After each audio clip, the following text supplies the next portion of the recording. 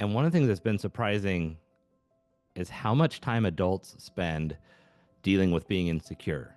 I have found that by putting the thing that we feel awkward up front, that actually removes the chance for distrust. When we're not playing games, life gets so easy and it just opens doors. We can find safe spaces with like-minded people in strangers a lot easier than we can with the people that we've known our whole lives. Can you tell us about an experience where you learned the power of empathy? This didn't dawn on me till just now as you're saying this, but in retrospect, I was in survival mode in that space. But I had some close friends who really encouraged me, like, you got to get on stage, you're funny. What has helped you to improve the most when it comes to your communication skills? In order to communicate, we have to be able to listen. Our strengths can be great and they can work for us. They can also work against us, and we have to be aware of when they're turned up too high. But if it doesn't relate to people, then it's valueless. But it's a different kind of work and a different kind of stress when we are pursuing our passion. Toast and Tea, where we have all the tea, tips, and stories, here to inspire you. Hosted by Little Norway's Toastmasters. Hi, everyone. Welcome to the podcast, Toast and Tea. I'm your host for today's episode. We have a special guest with us today. Andy Vargo is a professional speaker, author, life change coach, podcast host, and comedian known for his engaging and humorous approach to personal development. He empowers individuals and organizations to embrace their unique traits through his Own Your Awkward concept. Andy has authored several books, including Own Your Awkward Life Changes and Own Your Awkward Thoughts. He also hosts the Own Your Awkward Talks speaking course, coaching individuals to present confidently. With a diverse skill set in public speaking, content creation, and personal branding, Andy is a sought-after speaker and coach who brings laughter and insight into life's challenges. Andy, thank you for joining us today. Gentia, thank you so much for having me here. I'm excited about this conversation. After seeing you present at the officer trainings and compete in the speech contests for Toastmasters, I could see you had a beautiful message to share with others, which was about authenticity. You took something that most would consider to be cringe and you turned it into a gift. What in your life sparked this transformative insight? Well, I have had a host of life changes myself, between losing jobs and divorce and all that. But it really stemmed from I'm a gay dude, and I wasn't comfortable with that in my early years. It took me till I was 40 to be confident in who I am, and that sparked a series of changes in life, which also sparked a coming to terms with my own confidence and realizing what I'm willing to bring into my own life. So that started the whole shift. That was the precipice of it all. I really would like to not think that there's any one thing that defines any of us. It's just part of us. But realizing that I hadn't been comfortable in my own skin and how uncomfortable that was led me to want to help other people find that sooner, no matter what that thing is that we don't feel good about. Since you've been owning your awkward, how do you feel like it's liberated you to express yourself, perhaps to others? Well, for one thing, I get probably dangerously comfortable in weird situations where I'm just like, oh, this feels funny. Like I have found that by putting the thing that we feel awkward up front, that actually removes the chance for distrust. And in the past, I would have tried to fake it. I would have tried to, you know, make sure nobody notices that thing that I don't feel comfortable about. And then later, the problem is the person on the other side can feel that we're hiding something, and they're not going to assume that it's, oh, Andy doesn't feel good about that little thing right now. They're going to assume he's trying to pull one over on me, or he doesn't want me to know this because of XYZ, and fill in the blanks with something that probably has to do with something that they think we think about them. And so by removing that, it actually just makes things so genuine and authentic. And the best part is it makes life a lot easier. It's like when we're not playing games, life gets so easy and it just opens doors. I can 1000% agree with my experience. I consider myself to be like a spiritual woo-woo person or whatever. When I came out of the spiritual closet, so to speak, a couple of years ago, it felt very liberating for me, but I'm still in a place right now where I'm getting used to talking about that with people in my life. It's easy Hmm. when you go to the community or if you create content on Right. YouTube and you share that experience, but when you actually share that with your parents, your friends who you grew up with from high school, that's where I've found myself breaking free and feeling a lot more liberated when I share that experience with them. Right. Yeah, it's interesting how we can find safe spaces with like-minded people in strangers a lot easier than we can with the people that we've known our whole lives. And it's things that we're telling ourselves in our head, but also things that we know based on other people's values and what they are, what we've seen them being willing to accept later. So there's a bigger hurdle to get over when we're sharing with someone else, but it opens doors when we can do that because a lot of times it gives us the chance to see that person in a more accepting light that we might not have known they were willing to do. And I know that doesn't happen for everybody with everything, but when it does, it's so great and it's so freeing. And when it doesn't, it actually frees us to move away from those people so that we can make the space for people that do accept us. I found that I was often projecting my own insecurities onto people or projecting, like rejecting myself through other people before they even Mm. had an opportunity to come up with their own opinion. I just assumed they wouldn't accept it. Right. Yeah, I love how you say that. You're rejecting yourself uh, for other people, like you're putting it on them. And a lot of times we're seeing a snippet of them and we don't know the rest of their experiences and who they've already accepted, who they're friends with in other ways, or what they've experienced in life. And sometimes they may not have experienced someone with the thing that we're bringing to the table, and we're the first chance for them to see it in a good, positive way. If let's say you are a woodworker, and just to make it something totally, just totally safe, right? Let's say you're a woodworker. No one has ever met a woodworker before, but they've had this bias about what a woodworker would be like and how they would act, and yet they never knew one up close. And so you had the first chance to show them all the beautiful art you could carve and all the knowledge you bring to the table. And now they've had that experience, and you could be the first person for that. And whether that's a different political belief, a different spiritual belief, a different craft, whatever that thing is, you could be the first that allows them to see it. But if we don't give them the chance, it's like we're actually not giving them the chance to have a relationship with us by not letting them know us fully.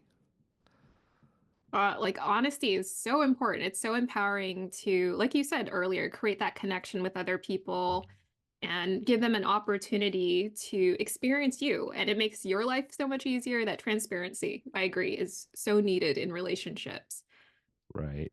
So earlier, well, not earlier, but in your bio or in your business, you use the word awkward a lot. What Hmm. is it about the word awkward for you that resonates so strongly? You know, for me, it's about being real and it's about being quirky, but realizing that thing is an okay thing. I found that we can a lot of times use words to the point that they don't have meaning anymore. And a lot of the work that I do is around being your authentic self, but authenticity gets used so much that I feel like it just becomes this buzzword of, okay, we're going to be authentic. That's a lot of woo woo. And we see it in all the culture things and leading with authenticity and being an authentic leader, which frankly is what I'm getting people to do and encouraging people to do. However, I think we start to tune out those words. But when we talk about being awkward and being okay with awkward, I think we've all had that moment where we feel like we're just a little bit different or we don't want to share something or I don't quite know what to do here. And that's where the awkward comes in. It's a different level of being able to relate that's more everyday and that doesn't quite take as much work to understand in my view. Where you can say, "Yeah, I felt that way." But it's okay. It's okay to feel awkward. And wait, people actually like that part of me. That's a good thing versus the idea of authenticity where it's almost okay, I've got to go. When I think of things like that, I think about I got to meditate, I got to do a deep dive, and I got to go explore stuff, which we are essentially doing. But it's a lot easier for me to just think about, well, what's that moment you felt a little bit uncomfortable when you stepped into a room full of people? I think it's a much more approachable and relatable term. Like people can see how they've had awkward moments in their day-to-day life and they can think, "Oh yeah, right? This is silly. It makes it a lot easier, I think, to connect with others versus like authenticity. It's like, oh, yeah, like you said, you got to dive deep. Right. Yeah. Yeah. It just, I like how you mentioned relatable. That is the one thing that I hadn't put that word to my brand, but every time I get feedback from somebody, the word that keeps coming back is that it's relatable. And that's to me the most important thing is it doesn't matter how much I speak on stage. I could deliver what I think is the most beautiful talk in the world. I could have researched the every detail of it, but if it doesn't relate to people, then it's valueless. I agree. And there was a series on YouTube. It was a short mini series created by Issa Rae called Awkward Black Girl. Oh, And I it gotta was check it that was one out. of my, yeah, it was one of my favorite series, but it sort of sparked her her business opportunities for her. She ended up creating a huge hit show on HBO called Insecure, Mhm. or I think it's just called Insecure. But there Okay. it is again, right? Insecure, Yeah. awkward, and I felt like her intent was to take this black girl experience and just make it seem like it's okay to be this awkward. You're not this cool. There's all these Right. stereotypes associated, I think, and she was trying to break free of those stereotypes, which I loved. She did a Mhm. fantastic job at that. I love that. And it just reminds me that so often we spend so much of our time trying to get over these things that we are trying to not fit into a stereotype or not fall into this insecurity. And one of the things that's been surprising is how much time adults spend dealing with being insecure. And it doesn't matter how successful you are, how confident you look, you're most likely there's an insecurity that you are masking somewhere else, and you might cover it up because you are super intelligent and you speak so eloquently that no one notices, or you're so strong and physically fit that people are like, oh, that guy's got everything together. But all of these people have something that they are not feeling that great about, and that's was the premise of when I started my podcast is we have people we put on these pedestals, and to hear them say, you know what, I was scared to death to do this the first time, or I still get nervous when I go do this, or I still struggle with this thing. That message is so empowering to everybody who's listening because now we can go, you know what? If they feel funny about it, it's okay that I'm still trying to get over this thing. Yes, and that's a message that I like to use when it comes to my YouTube videos and branding as well. Is I always like to tell people, "Hey, I'm struggling with that too. Yeah, Right. I'm just as human as you are." Yeah. Okay. Yeah, that's like I'm constantly, if you're following my like on my social media stuff, you'll constantly hear me saying, man, this is here's a little tip. And the reason why I'm sharing the tip is because I'm trying to implement this and I don't have it all figured out, but this is helping me today. And it might not help me a week from now, or it helped me for a little while, but I'm sharing it because these are things I struggle with. I'm not sharing them because, oh, I got life figured out and I don't have problems anymore. Mhm. It's because I'm on a journey to knock down a problem at a time. And I am all over the place enough that I'm always having to try a new solution. So I have a whole host of things to try. And then they wear off and I try something else. You got to keep trying. Exactly. Yeah. So, Andy, you seem like a really empathetic person, and I feel like empathy is such a powerful tool. Can you tell us about an experience where you learned the power of empathy? Oh, I this is really timely that you have asked this because I just recently have stepped into understanding my own level of empathy more so. I have a couple different colleague friends who follow intuition and empathy.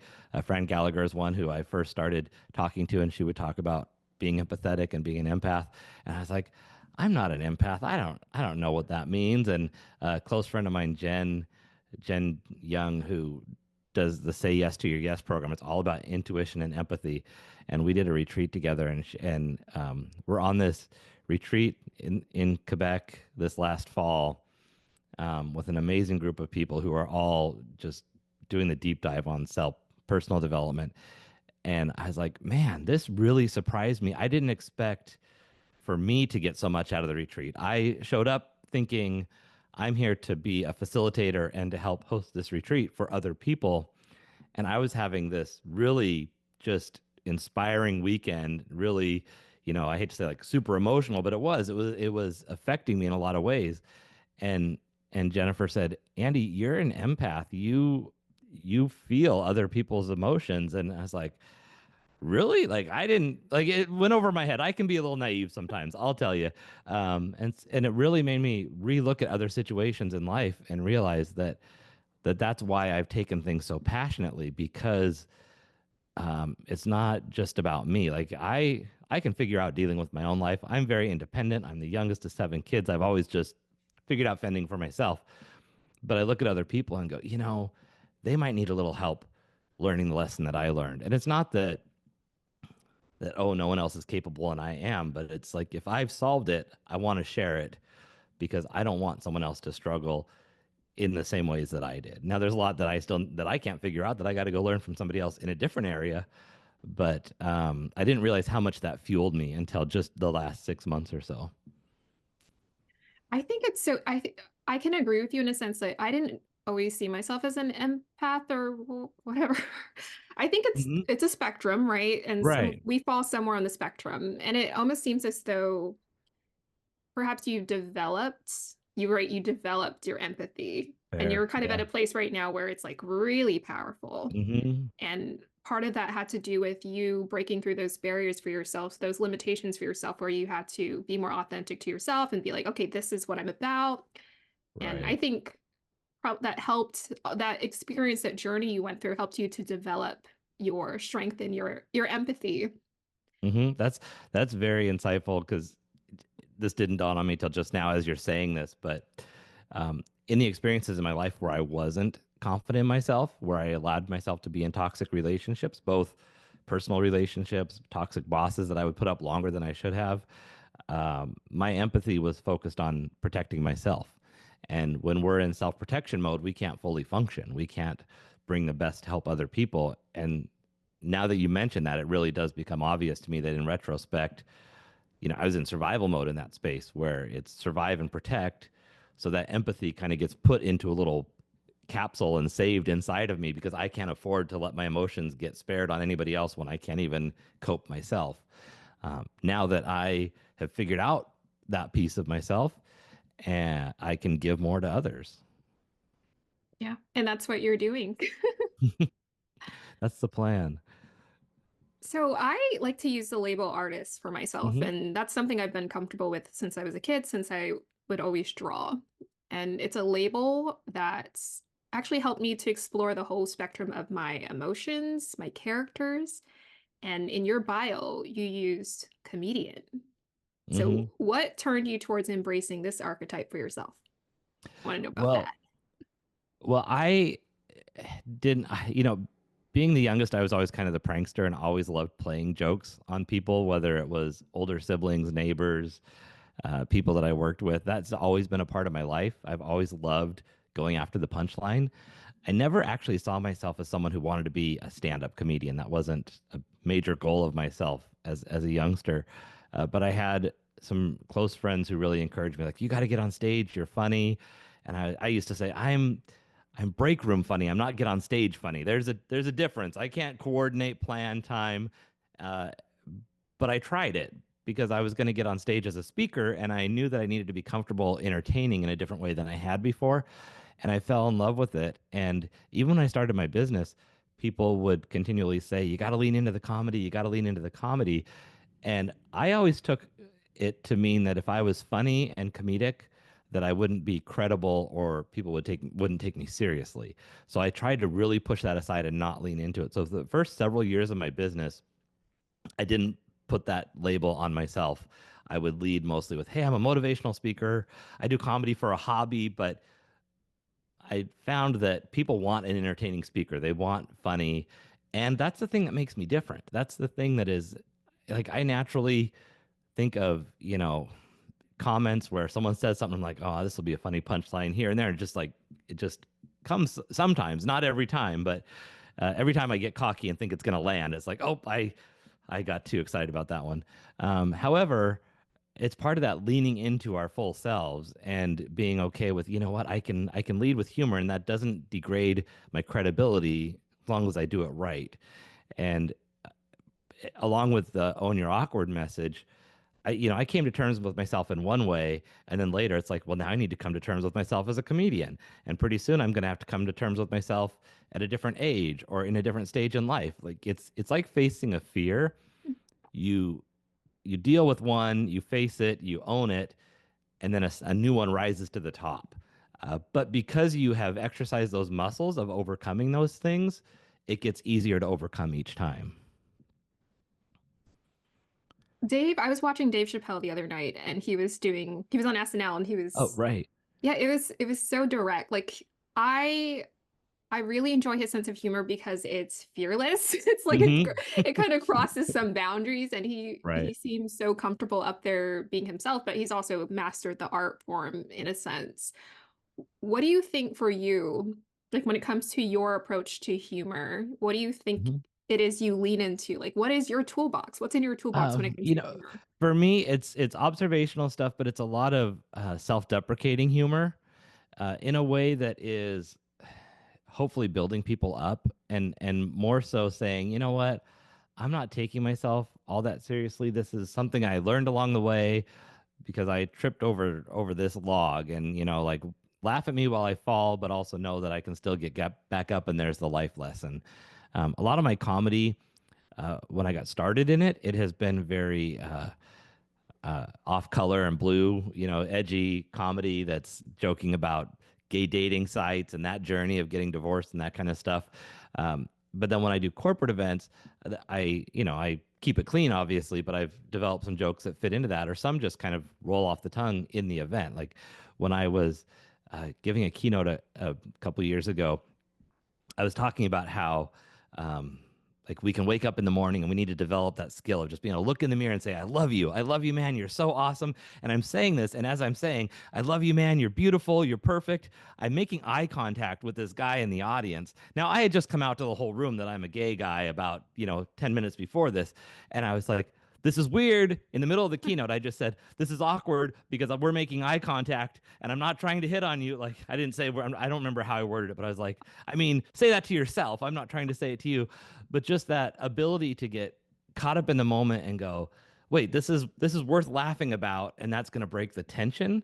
Mhm. And one of my things I'm working on this year is having a set of fully clean comedy that I already have ready to go. Um, it's a little um, it's harder to do because it's easy to make things dirty and funny. If you look at a lot of times I've looked at my personality type the way we might have seen Bob Saget, where he's the America's Funniest Home Video guy and the Full House, and he's got this wholesome family image, and then you hear his stand up, and it's like that came out of that guy's mouth. Like I think the tape must be wrong. So I'm trying to merge those together so I'm not so split. Sounds like you're finding your style It's of it's humor. it's getting there. Yeah. Yeah. I have an open mic tonight. I Oh, yeah, it'll be exciting. fun. Yeah, there's an art to always trying new things, and a lot of it is just talking about what happened in your day and Mhm. saying, "Man, this happened in my day."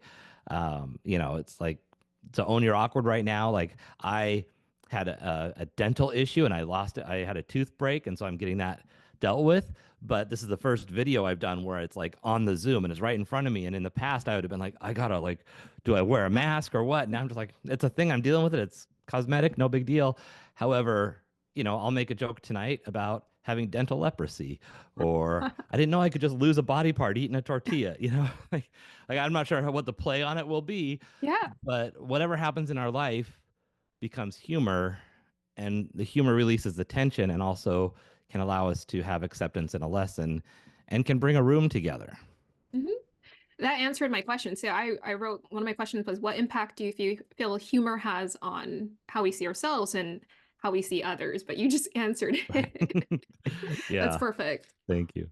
So I love hearing about your comedian skills. I want to now focus on your communication skills. So what has helped you to improve the most when it comes to your communication skills? uh, you know this is probably cliche, but listening and paying attention, and listening in a way that we hear a lot with comedy and with speaking about reading the room. Listening is more than just our ears. It's really looking, are people engaged? What do they want to hear from us? Before I do an event, if it's a speaking event, understanding, I have to listen to understand what organization I'm working for, what are the needs that they have.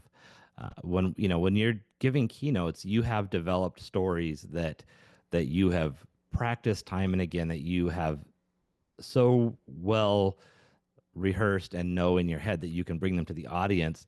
But if I don't know how those are going to relate to that audience, I could deliver the best speech. And again, that relatability, it wouldn't matter.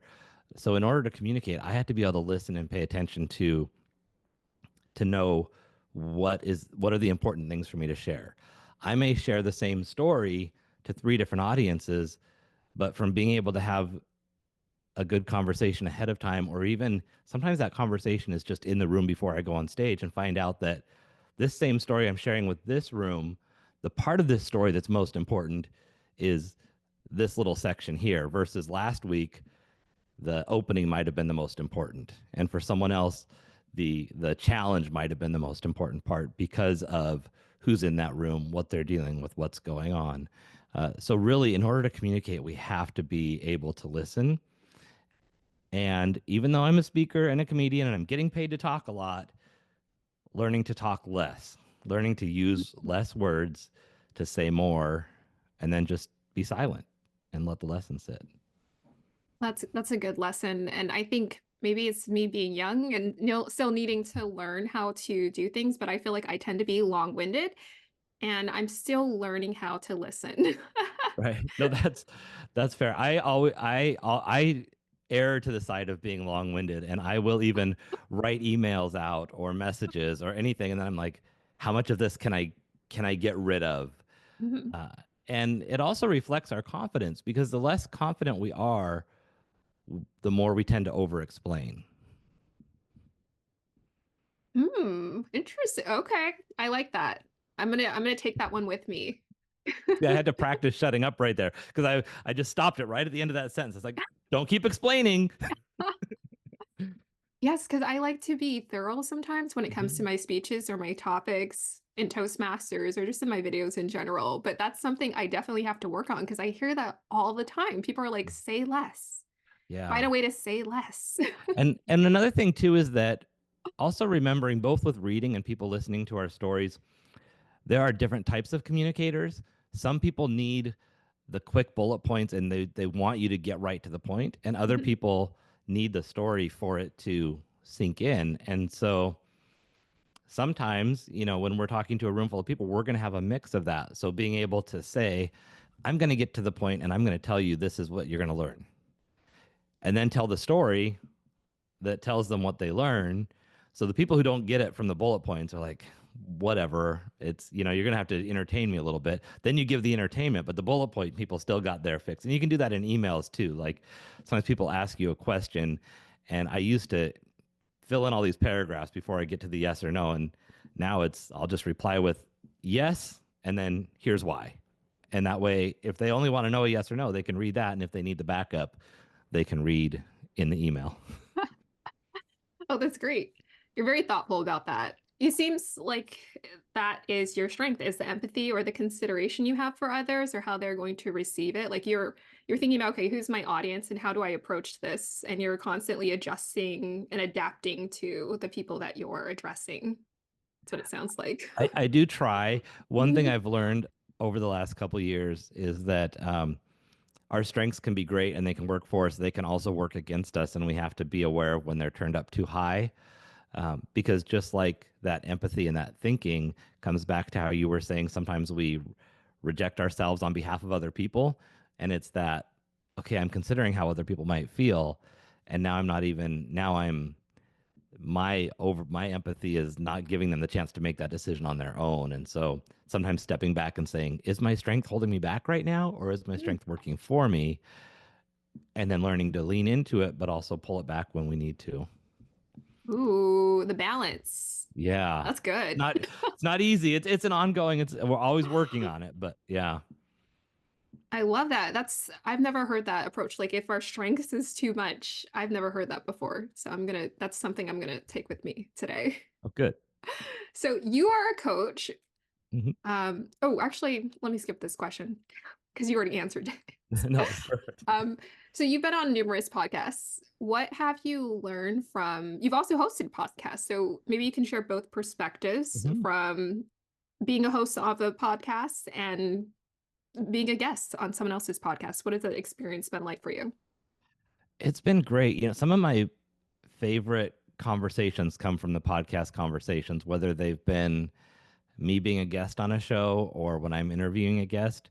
It's interesting because it's two different experiences. For myself, when I have a guest on my show, I really try to share as little as possible about my experience and make it about the guest and give them as much of the stage and the spotlight. And other than it being conversational, to be able to say, oh, yeah, I've had this. How does that relate here? If I'm sharing something, it's always tied to their message or leading into a question. And then when I'm on a guest on a show, it's a little flipped where it's about me. And when I'm the guest on the show, the questions people ask me pull out a lot of insights that I didn't really even realize I had maybe done the introspective work on, or I hadn't necessarily answered that question in the way that it was asked. Like some of the questions you've asked me today, like earlier when I said I hadn't thought about that till just in this moment where you talked about growing into our empathy. And it's like, oh man, I'm going to have to remember that because Shantia like opened that up for me.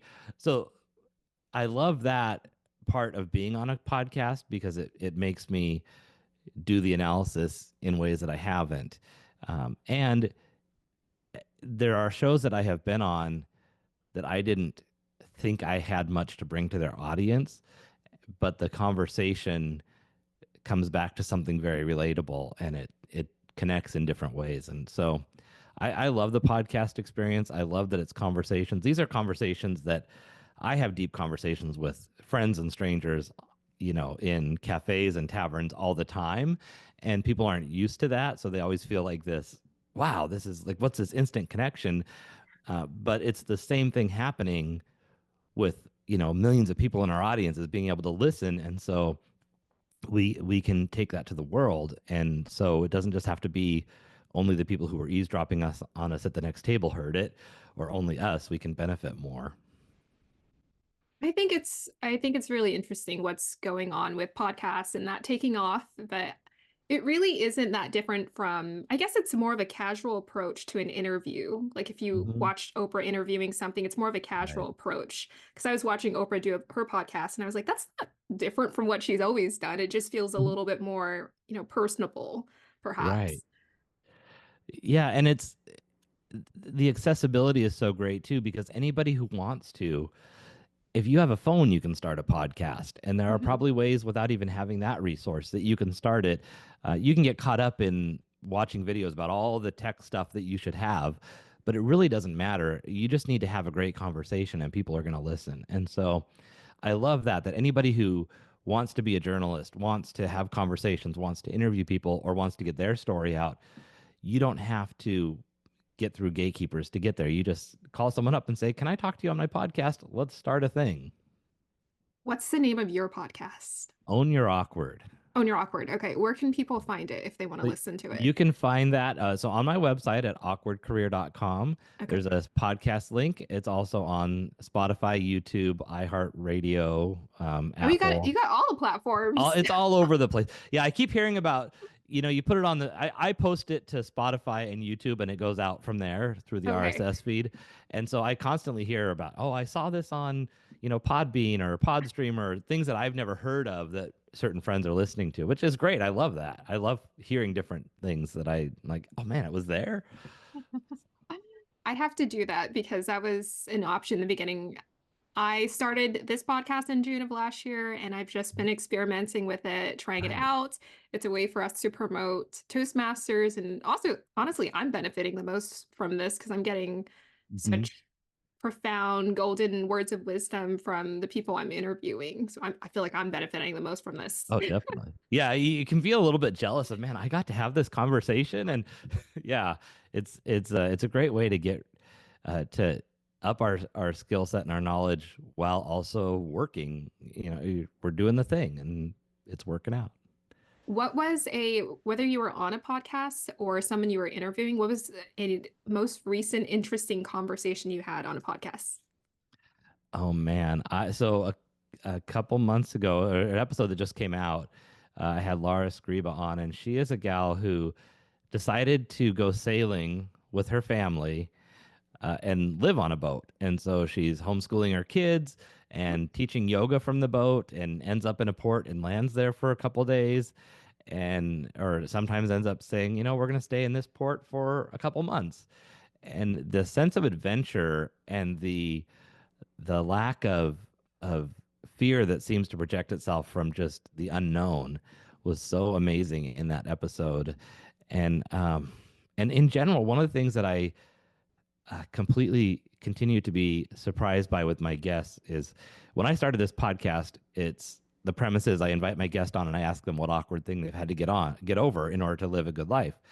And I remember early on thinking, oh, someone came on and they were introverted, and someone came on and they were they were overly comfortable and too much. And I thought, what's going to happen when I have a second introvert? I've already had that on, so do I just say, oh, we can't do that episode because we already had it on?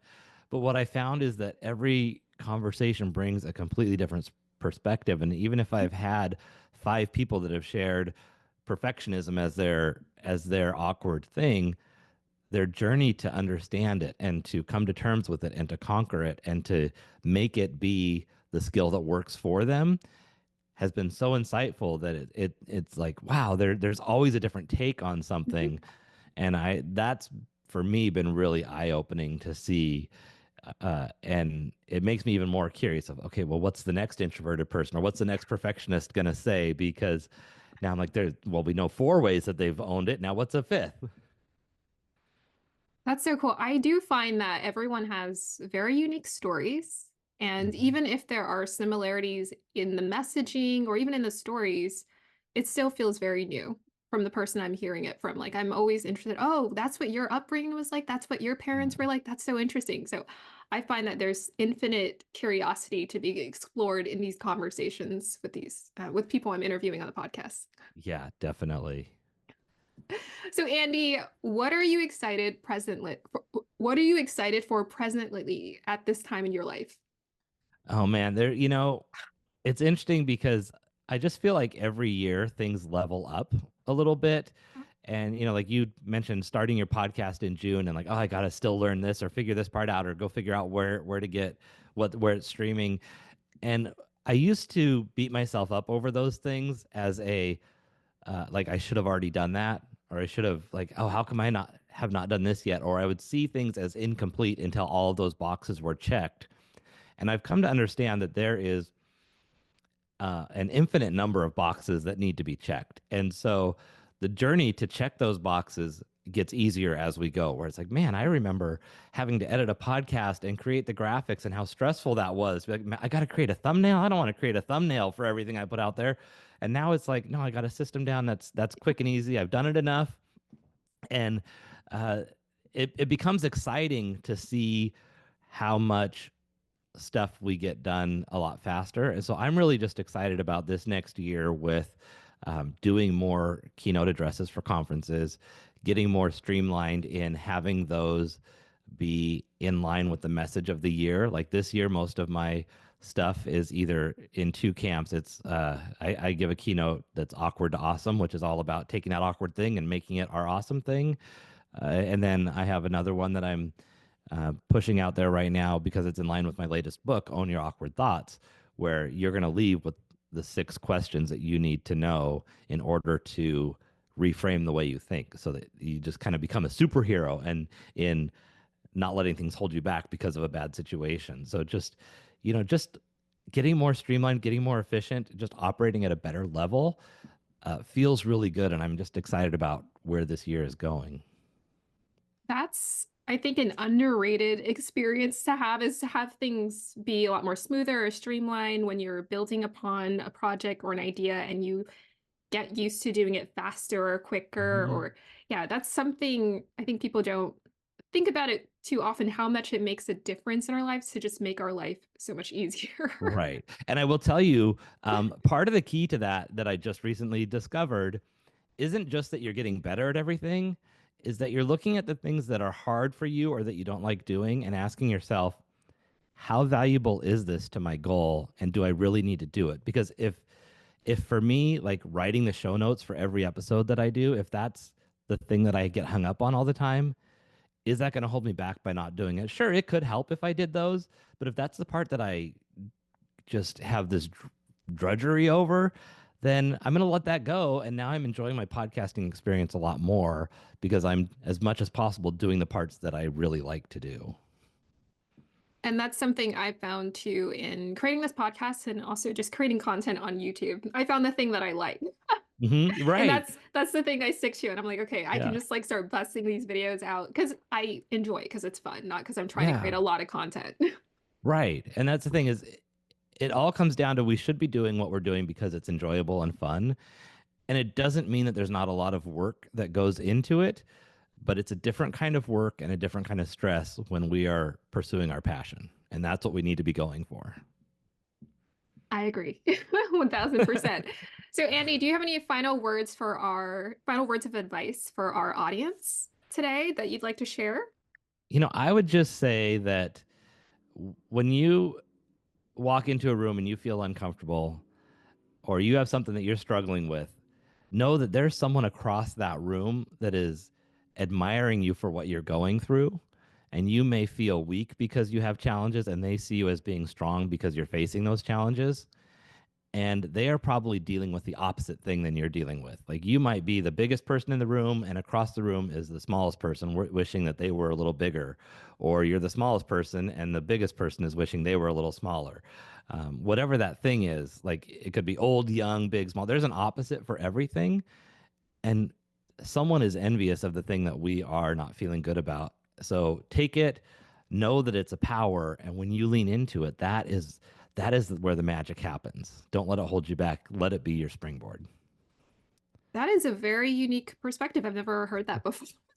Like what you said about the strengths and sometimes us going overboard when it comes to our strengths and knowing when to dial it back. And that too, that's a very unique perspective that I'm going to take from this podcast. Good. All right. So that's all. I want to honor the time today and thank you, Andy. I could probably talk to you forever about anything, sounds like. I'm sure we could have great conversations on and on. I really enjoyed being here today, Shantia. Thank you so much. Yes, thank you for joining us. Thank you, everyone, for being here for this episode. We'll see you next time for an episode of Toast and Tea. Bye.